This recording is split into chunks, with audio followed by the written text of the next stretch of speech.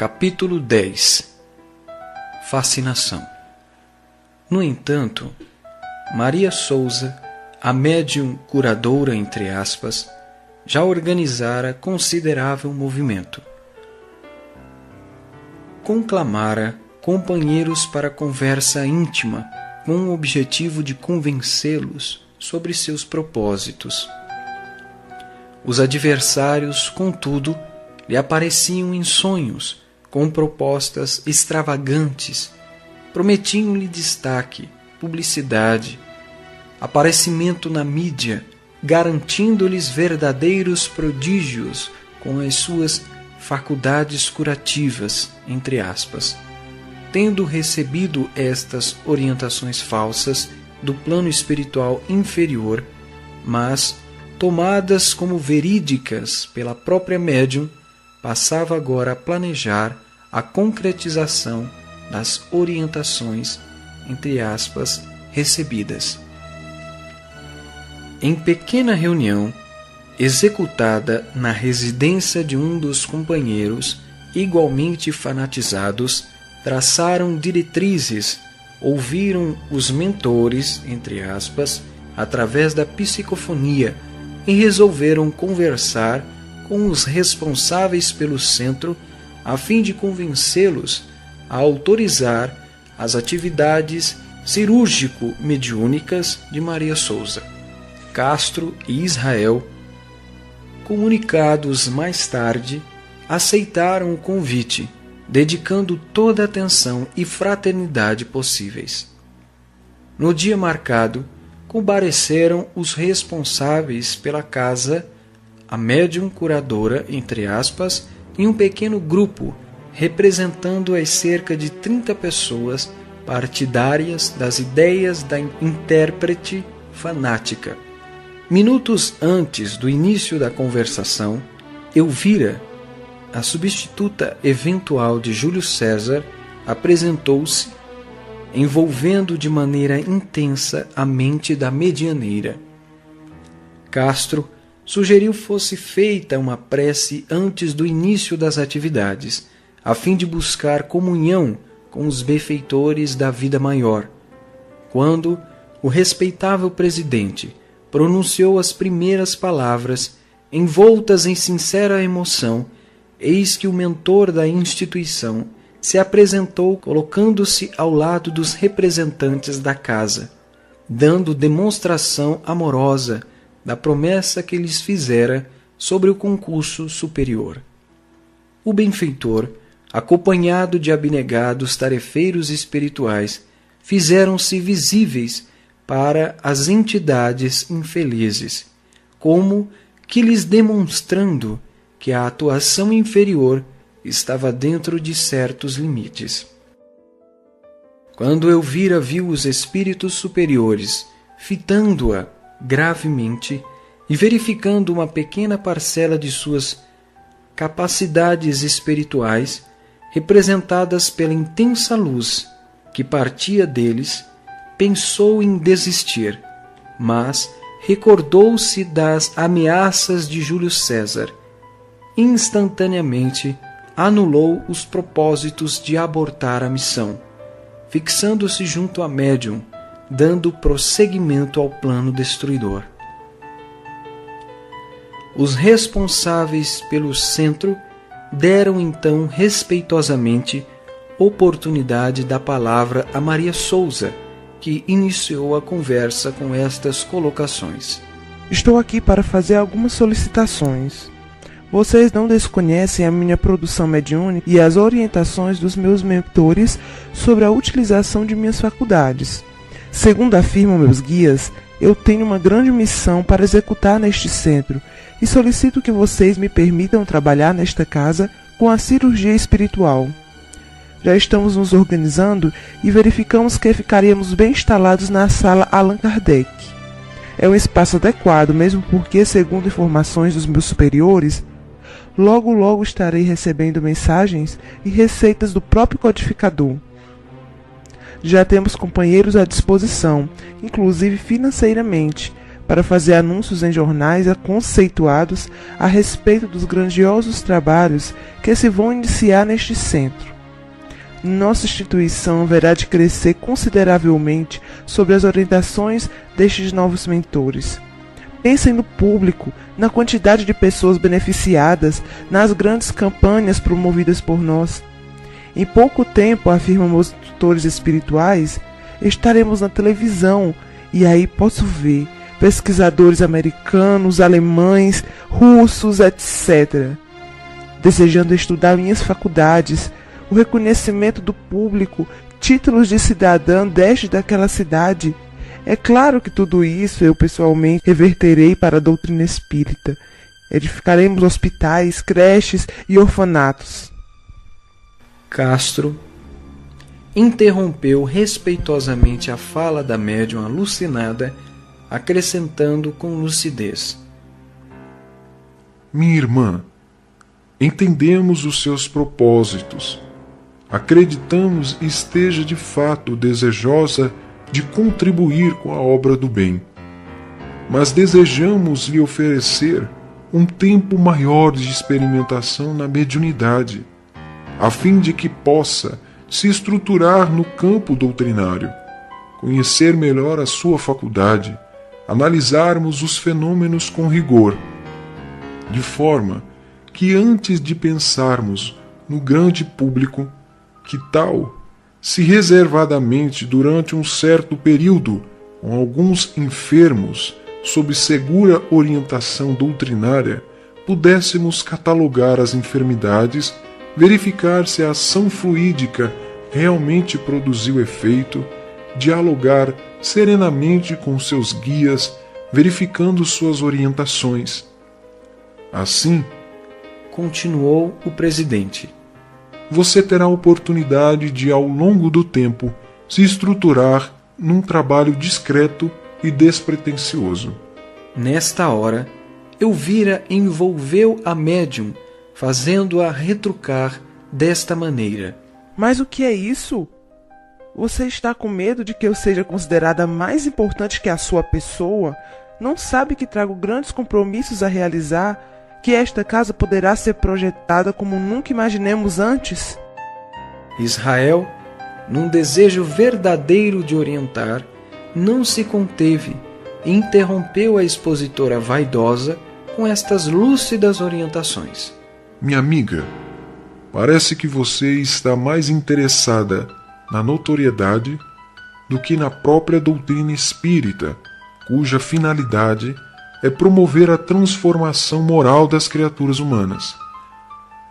O objetivo precípio do Espiritismo não é curar corpos, e sim almas. Poderemos certamente aproveitar os recursos fluídicos que Deus nos concede em benefício dos enfermos, e não lhe faltará oportunidade para isso. Terá toda a nossa atenção e dedicação. Contudo, pensamos que seja melhor estruturar um pouco mais as suas capacidades medianímicas por meio do estudo doutrinário e do exercício paciencioso e discreto ao longo dos anos. Você desconhece os inconvenientes da fama, o quanto os adversários espirituais podem envolver aqueles que se destacam, e se não estiver preparada para suportá-los, poderá ser a sua queda. Por que não se estrutura primeiro, trabalhando anônima e discretamente durante alguns anos? Não estamos lhe negando a oportunidade de serviço nesta área, mas estamos lhe alertando quanto à responsabilidade e à necessidade de averiguarmos até onde suas capacidades magnéticas podem beneficiar as pessoas. E sem contar, continuou Israel inspirado, que você poderá ser enquadrada no crime de prática ilegal da medicina ao desejar cortar corpos. Já pensou nisso? Assim, trabalhando discretamente, poderá verificar suas potencialidades e granjear, conquistar, com um trabalho verdadeiro e cristão, a simpatia dos bons espíritos. lembre-se de que médiuns respeitáveis do nosso movimento e que hoje se destacam pelos trabalhos de verdadeira benemerência trabalharam em silêncio durante anos, permanecendo no anonimato até que estivessem amadurecidos para assumirem tarefas maiores. A fama, minha irmã, tem afastado muitas almas do caminho reto. Você desconhece os inconvenientes que a notoriedade traz. Guarda a ideia de que ser médium é sinônimo de privilégios espirituais. A mediunidade bem equilibrada exige estudo assíduo, que é um estudo frequente, contínuo e repetido, e atuação despretensiosa. O médium, em verdade, quando dispõe de tarefas maiores, igualmente deve testemunhar na mesma proporção as informações que recebe, aplicando-as primeiramente a si. Desta maneira, antes de se lançar à busca frenética pela fama, utilizando-se de recurso sagrado, como é a mediunidade, trabalhe interiormente, a fim de que os seus sentimentos sublimados a façam merecedora de uma assistência espiritual superior, compreendendo que no campo mediúnico, discrição e humildade são qualidades essenciais para o êxito da tarefa. E além disso, prosseguiu Israel, de maneira calma e fraterna, não estamos interessados em projetar a nossa casa. Não desejamos que nosso centro esteja lotado de pessoas procurando simplesmente fenômenos.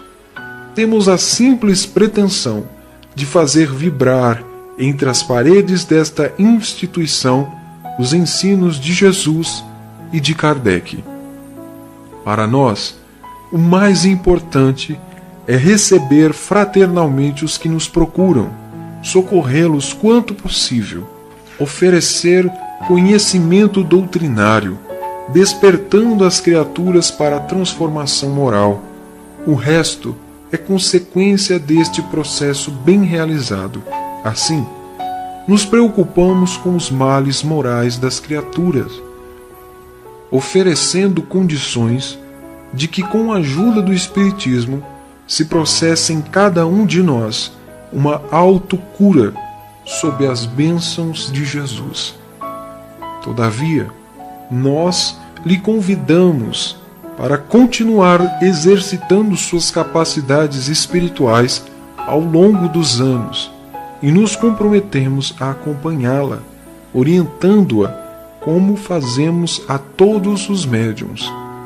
Continue trabalhando pacientemente nas reuniões de fluidoterapia, fazendo com simplicidade de intenção o que estiver ao seu alcance, beneficiando as criaturas com seus melhores sentimentos. Maria Souza, admirada, perguntou: Devo entender essas palavras como uma negação aos meus pedidos? Deve considerá-las, disse Israel afetuosamente, como incentivo para um dedicado período de trabalho em benefício do próximo, a fim de que suas faculdades possam se aprimorar pelo exercício discreto e anônimo.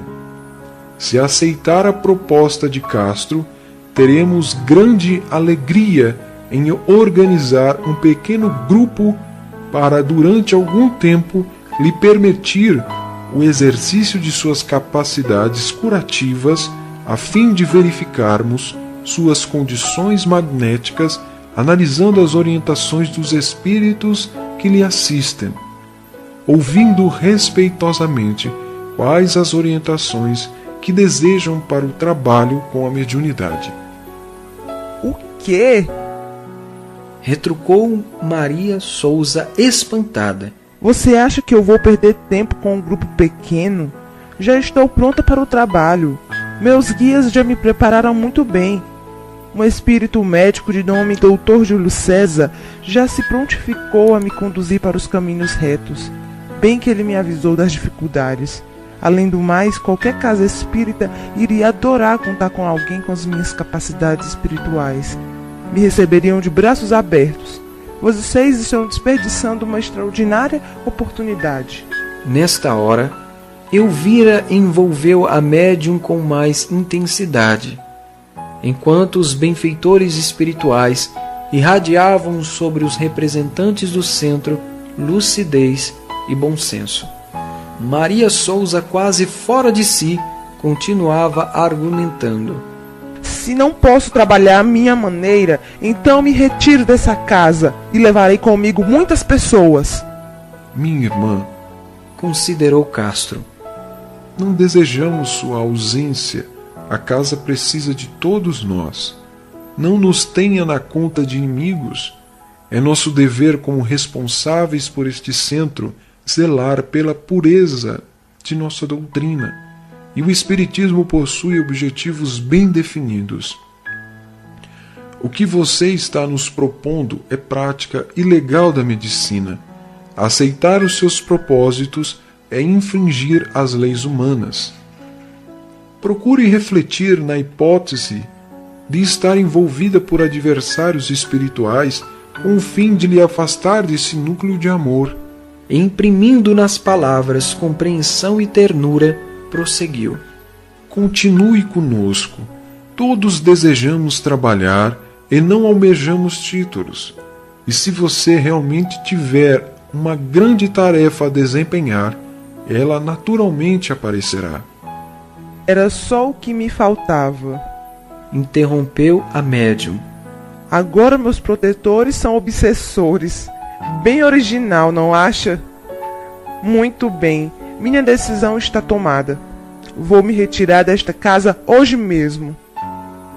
Espiritualmente, Elvira gargalhava desassombradamente. Os amigos espirituais, entretanto, procuravam emanar jatos de fluidos amorosos junto a Castro e Israel, ao mesmo tempo que os protegiam dos adversários do bem. Levantando-se, Maria Souza saiu da sala com passos firmes, sem se despedir dos respeitáveis tarefeiros encarnados, sentindo-se intimamente insultada. Os acompanhantes da médium fanática igualmente se retiraram, deixando-os sozinhos. Os nobres tarefeiros reflexivos, porém de consciência tranquila, conversavam entre si. Israel, disse Castro, é uma pena que isso tenha acontecido. Não se preocupe, meu amigo. Sem dúvida, fizemos o melhor. Isso me faz pensar que nossa casa esteja passando por provações. Vários companheiros de trabalho estão atravessando momentos difíceis. Entre eles está Márcia Boaventura, nossa coordenadora do atendimento fraterno. A propósito, continuou o responsável pela área doutrinária, estava pensando em fazer uma visita para nossa irmã, no desejo de levar nosso apoio. Segundo me informaram, parece que o marido a teria proibido de continuar suas tarefas. Dizem que ele se entregou a uma seita fanática. Sem dúvida, respondeu Castro. Haveremos de visitá-la em momento oportuno.